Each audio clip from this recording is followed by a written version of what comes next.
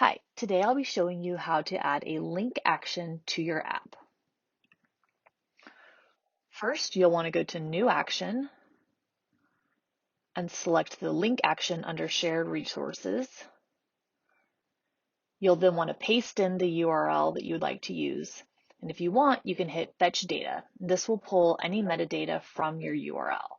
All of this is editable, and you can change the title, description, preview image, and delete anything that you don't want or replace any of the text or images.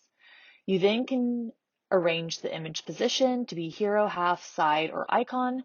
Today we're going to go with half, and you can also change it to the left or right side. I want to hide that URL, so we're going to hide the endpoint, and I'm going to adjust the text on the description because it's a little bit long.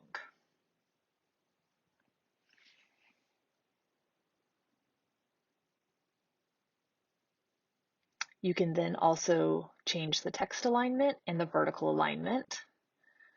Be sure and name your action. This will help keep your library organized, and add in a tag if relevant. This is just an internal tagging, again, to keep your account organized. You then can change any additional action settings.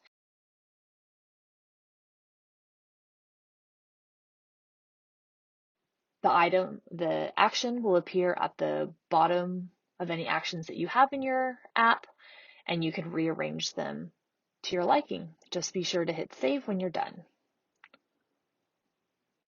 Thanks, and watch more videos to learn more.